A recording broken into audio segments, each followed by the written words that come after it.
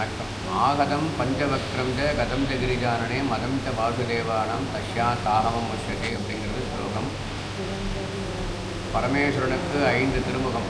ஆகமம் பஞ்சவக்ரம் ச, அதில் ஈசான திருமுகத்திலிருந்து ஆகமத்தினை தோற்றுவித்து மதம் ச கிரிஜானனே, மதம் என்றால் புத்தகம், அதனை வாசுதேவரை கொண்டு எழுதச் சொல்கிறார். வியாசராக அவதாரம் எடுத்து வாசுதேவர் அதை எழுதுகிறார். பதம் ச வாசுதேவானம் தஷ்யா தாகமம் முஷ்யதே அப்படிங்கிறது புஸ்தகமாக வடிவமைக்கப்பட்ட பிறகு பரமேஸ்வரன் சமர்க்கப்படும் பொழுது அது வேதம் ஆகமம் என்று அதற்கு பெயர் சூட்டுகின்றார்.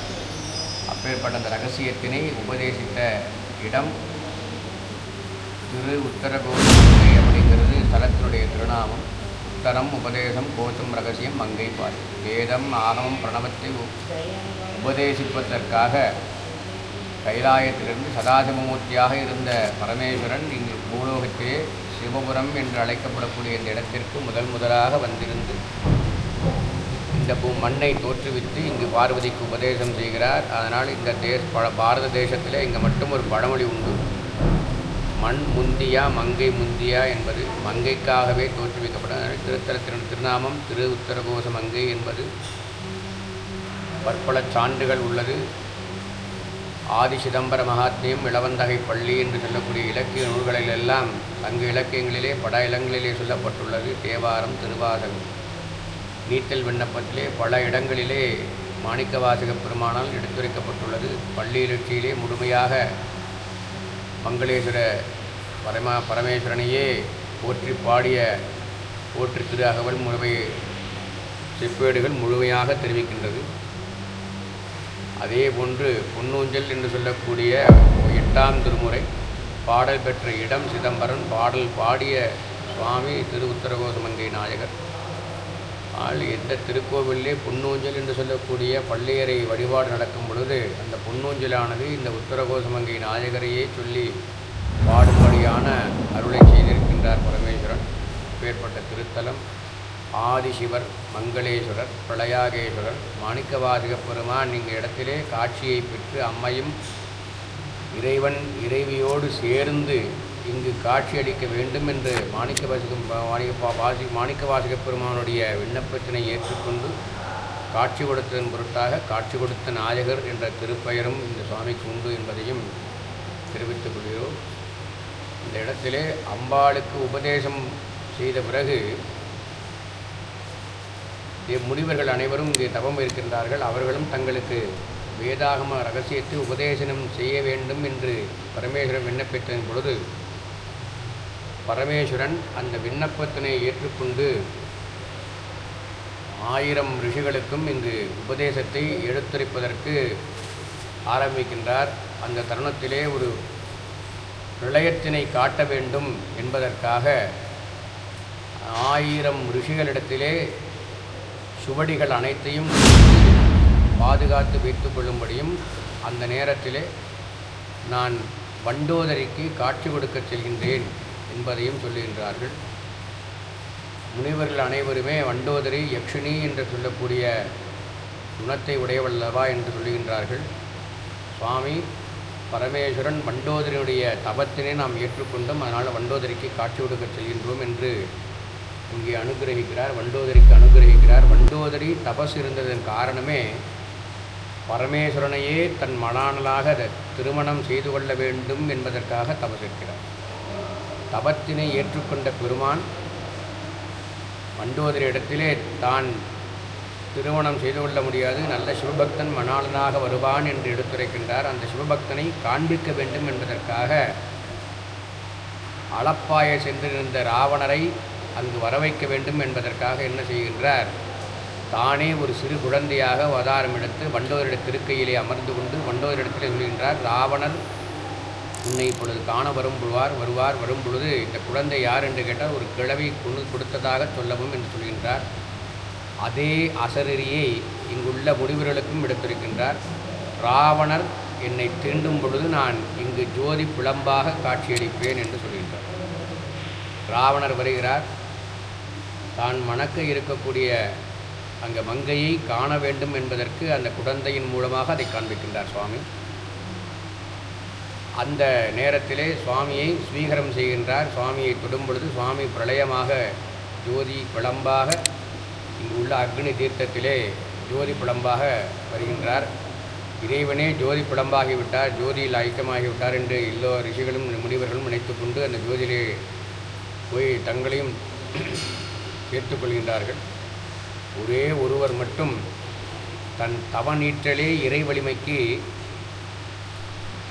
உண்மையானது என்பதை இறைவனிடத்திலே விண்ணப்பித்து தான் எப்படியாவது உம்மை தரிசிக்க வேண்டும், அதுவும் தனியாக அல்லாமல் சக்தியும் சிவனுமாக பார்வதியோடு நான் தரிசிக்க வேண்டும் என்று விண்ணப்பிக்கின்றார். அந்த விண்ணப்பத்தினை ஏற்று மீண்டும் அசரீரியாக சொல்லுகின்றார். நாம் அங்கே வந்து உத்தரகோசமங்கையிலே காட்சி கொடுப்போம் என்று சொல்கின்றார். இங்கு அம்மையப்பனாக வந்து காட்சி கொடுக்கின்றார். அந்த நேரத்திலே தன்னுடன் ஜோதியில் ஐக்கியமாகிய அந்த 1008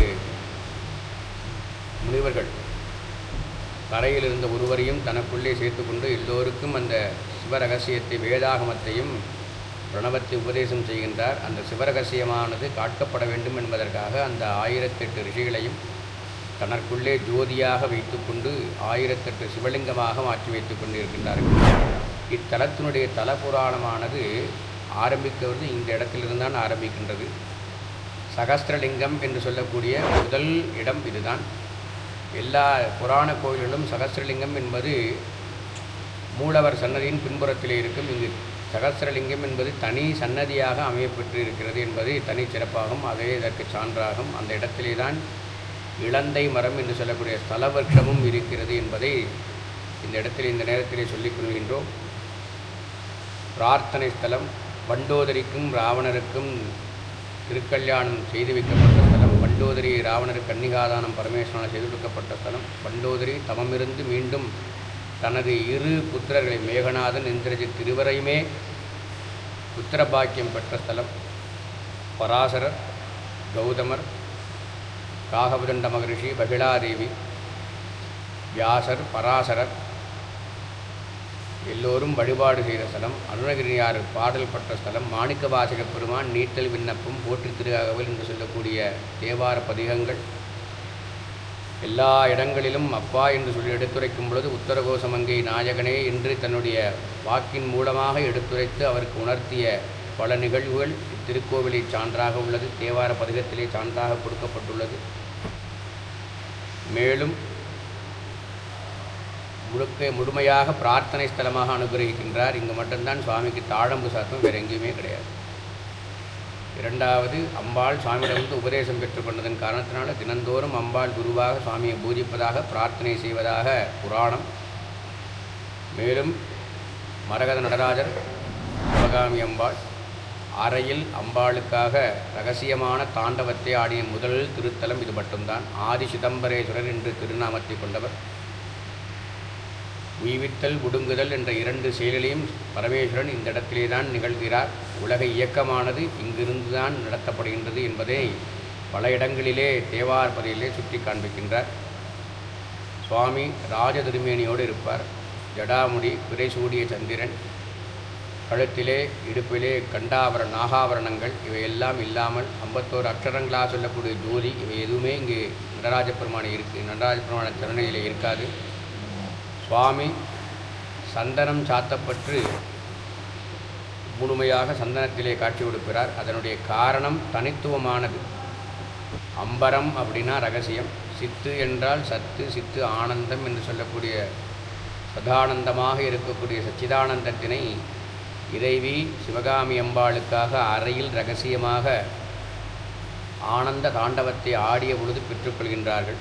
தமிழிலே பேரானந்தம், பேராற்றல், பேரொளி என்று சொல்லக்கூடிய சத்து, சித்து, ஆனந்தம், இதை பேரானந்தம், பேராற்றல், பேரொளி என்று சொல்லக்கூடிய 3 ரகசியத்தையும் அம்பாள் சுவாமியிடமிருந்து அறையில் உலகத்திலேயே முதலில் பெற்றுக்கொண்ட இடம் என்பதால் சுவாமியோட திருமேனி மேலே ரகசியமானது அம்பாள் பெற்றுக்கொண்டதன் காரணத்தினாலே திருமேனியின் மேலே சந்தனம் சாத்தப்பட்டு மறைக்கப்பட்டிருக்கிறது. சுந்தரர் பெருமான் தேவார பதியிலே பாடுகிறார். மறைபொருள் காட்டி சந்தனம் சாத்திய பெருமானே என்று. மறை என்றால் தமிழிலே 2 அர்த்தங்கள் உண்டு. ஒன்று மறை என்றால் ரகசியத்தை காத்தல், மறை என்றால் வேதம் என்பது பொருள்.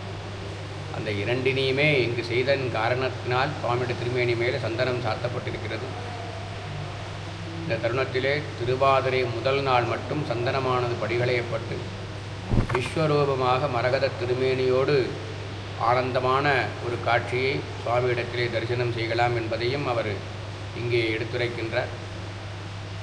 எல்லா சிறப்புகளையும் பெற்று பிரார்த்தனை ஸ்தலமாக இங்கு நிகழ்கிறது. பிரார்த்தனை செய்யுங்கள், பிரார்த்திப்போமாக. மேன்மைகள் செய்வ நீதி விளங்குக விலகமல்ல.